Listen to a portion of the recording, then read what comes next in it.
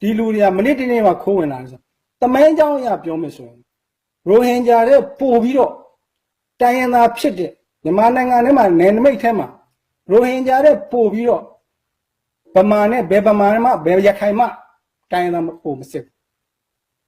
ခင်ဗျားတို့ဒီတမိုင်းတွေလည်းအများကြီးရှိတယ်ခင်ဗျားဒီရခိုင်ကျောက်စာပညာရှင်ဦးဆန်ရွှေဘူးကြားဘူးလားခင်ဗျားတို့ရခိုင်တွေဖုံးထားတဲ့တမိုင်းတွေခင်ဗျားတို့သိလားရခိုင်ကျောက်စာပညာရှင်ဦးဆန်ရွှေဘူးဘာပြောထားလဲသိလားရခိုင်ဆိုတာတဲ့ကလားနဲ့မွန်ဂိုလိုက်နဲ့နော်ကလားနဲ့တိဘက်ဗမာနဲ့ပေါင်းဆက်ပြီးတော့မွေးဖွားလာတဲ့ကပြားပါဒါခင်ဗျားတို့သိလားဒီသမိုင်းကိုကျွန်တော်လူမျိုးရေးမဟုတ်လို့ပြောတာမဟုတ်ဘူးလူမျိုးဆိုတာအများအားဒါ fluid cultures are fluid နော်ပြောင်းလဲနေတာနော်ခင်ဗျားဒီမှာခင်ဗျားတို့ရခိုင်သမိုင်းနှင်ကတော့နော်ခင်ဗျားတို့ကလေးတွေနဲ့သမိုင်းကိုလုပ်လို့ရလားနိုင်ငံရေးကိုခင်ဗျားတို့ပုံတွေနဲ့လုပ်လို့ရပုံတွေနဲ့တိဆောက်လို့ရတိုင်းပြည်နော်ဒေါက်တာအေးချမ်းဘာပြောသွားလဲသူပြောတာတညဝရီဝေတာရီဆိုတဲ့ပုံမြင်နေလားမပြောပါနဲ့တဲ့သူကိုယ်တိုင် finally he openly admitted ကျွန်တော်သူ့ဗီဒီယိုရှိတယ်နော်သူကိုယ်တိုင်ဝန်ခံတာတညဝရီဝေတာရီဒါဒန္နာကြီးတွေပါတဲ့ရခိုင်ကတရုတ်နဲ့ပို့ပြီးတော့စောတယ်ဆိုတာဒါဘလို့မှမဖြစ်နိုင်ဘူးရခိုင်ကမွန်ဂိုလိုက်တဲ့မွန်ဂိုလိုက်ဆိုတာဘာလဲလို့သူ့ကိုယ်သူပြလိုက်သေးတယ်နှာခေါင်းကပြနော်မျက်လုံးကမျက်လုံးပုံစံကသူ့ဒီပိုင်းသူ့ဒီဇိုင်းနဲ့သူ့ပေါ့ဗျာဒါကမွန်ဂိုလိုက်ခေါ်တာပေါ့နော်ဒါလည်းသူ့ကိုဒေါက်တာအေးချမ်းကကျွန်တော်လွန်ခဲ့တဲ့ကာလတစ်ခုမှာ Facebook မပေါ်ခင်ကကျွန်တော်နဲ့ချိန်မောင်းများစွာဖုန်းစကားပြောတယ် email နဲ့ကျွန်တော်ပြောတယ်နော်ဒီလူဘာဖြစ်လို့ဒီလိုပြောင်းလဲသွားလဲကျွန်တော်မသိနော်တကယ်တမ်းကျတော့ထောင်ထဲမှာခင်ဗျာကိုကျော်စိုးအောင်တို့ဘာလို့ရိုဟင်ဂျာတွေနဲ့အတူတူတိုက်ပွဲဝင်ခဲ့တဲ့အာဏာရှင်စန့်ကျင်ရေးတွေပါလေသူဒီပိုင်းစလုပ်ခဲ့တာရှိတယ်ရိုဟင်ဂျာညီခိုပါလို့သူပြောခဲ့တယ်နော်သူ့အဖေကဟာလဆန်ခင်ဗျာသူ့အဖေတောင်းခင်ဗျာတွေ့လိမ့်မယ်ဟုတ်လားခင်ဗျာအဲ့ဒါသူ့အဖေက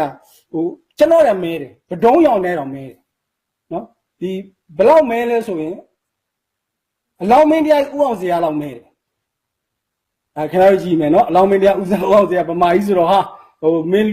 လူမင်းလိုပါလို့ခင်ဗျားတို့ထင်တယ်အလောင်းမင်းတရားဥအောင်စရာ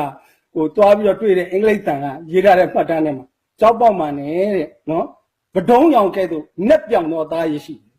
နော်ဆိုတော့ထားပါဗျာဒါခင်ဗျားတို့ကျွန်တော်ဥပမာအနေနဲ့ပြောတာပါကျွန်တော်ဘသူ့ဥပမာထိခိုက်နေတာစီကျွန်တော်ဘောမပြောပါနော်ဆိုတဲ့အခါကျတော့ကျွန်တော် subject ကိုကျွန်တော်ဒီတစ်ခါရပါမယ်ဘာလို့ဆိုချို့တွေကလည်းပြောတယ်ကောင်းနေပြောတာတွေကောင်းပြီမယ်ဘေးကုန်နေတဲ့ဒါလည်းဟုတ်တယ်ဒါပေမဲ့ကျွန်တော်ကလည်းဟိုစပြီးစမ်းကြည့်လိုက်တဲ့အခါကျတော့ဟိုစာတစ်လုံးကိုရိုက်ဖို့ဆိုတာကျွန်တော်ကကျတော့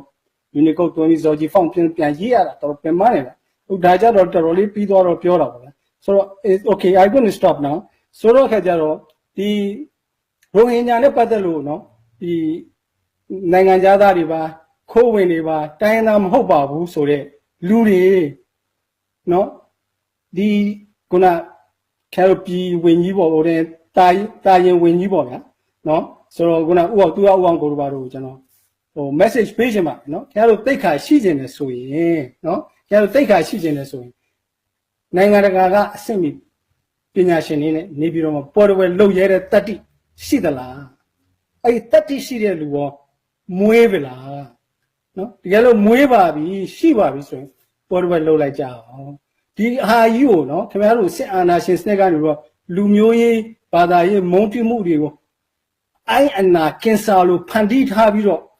ဒီအာဏာကိုဆက်လက်ချုပ်ကင်ထားဖို့ကြံစီနေတဲ့ဇက်ကွက်ထဲမှာခင်ဗျားတို့ဝင်ပြီးတော့ခင်ဗျားတို့ကိုလူမျိုးကိုတိုက်လူမျိုးချင်းကိုနိုင်ငံသားချင်းခင်ဗျားတို့နှိမ့်ရှာစော်ကားပြီးတော့နော်ဒီရိုဟင်ဂျာတွေကအမျိုးသားရေးကျောင်းအုပ်ကြီးတွေကလည်းရိုဟင်ဂျာတွေအင်္ဂလိပ်ကိုတိုက်ခဲ့တဲ့ B Force နော်ဂျပန်ကိုတိုက်ခဲ့တဲ့ B Force ဒါသူတို့တွေနော်ဒါလွတ်လပ်ရေးတိုက်ပွဲဝင်ခဲ့တဲ့လူတွေ1949ခုနှစ်ဗိုလ်ချုပ်အောင်ဆန်းဒီရေးဆွဲခဲ့တဲ့ဖွဲ့စည်းအုပ်ချုပ်ပုံအခြေခံဥပဒေဒီရေးဆွဲခဲ့တဲ့တိုင်းပြည်ပြည်လွတ်တော်ကြီးမှာရိုဟင်ဂျာ2ယောက်တက်ပြီးတော့အမတ်ဖြစ်ခဲ့တယ်ဒီရိုဟင်ဂျာတွေပဲ35ဦးကော်မတီဆိုတော့ဖွဲ့စည်းပုံအခြေခံရေးဆွဲရေး1940ခုဖွဲ့စည်းပုံအခြေခံရေးဆွဲရေးကော်မတီထဲမှာအဲ့ဒီရိုဟင်ဂျာ2ယောက်ကိုလည်းထပ်ထည့်ပေးသေးတယ်ဗိုလ်ချုပ်အောင်ဆန်းနော်ဒါတမိုင်းနေပဲခင်ဗျားတမိုင်းဟိုလူမျိုးကိုမုံဒီလူမျိုးကိုနှိမ်ချဟိုဘာသာတရားကိုစော်ကားပြီးခင်ဗျားတို့ဘယ်လိုလုပ်ဒီမိုကရေစီနိုင်ငံထူထောင်နိုင်မလဲ ဘယ်လိုလုပ်တိုင်းပြည်ထိုးထက်မလဲဘယ်လိုလုပ်စစ်အာဏာရှင်စနစ်အောက်ကလွတ်အောင်ယုံနိုင်မလဲခင်ဗျားတို့တော်တော်မိုက်နေပြီတော်တော်မှားနေပြီ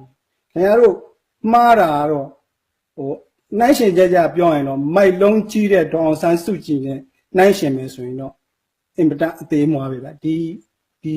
ဒေါအောင်ဆန်းစုကြည်ဆိုတဲ့မိမတိုင်းပြည်ကိုစစ်အာဏာရှင်စနစ်နဲ့ပေါင်းပြီးတော့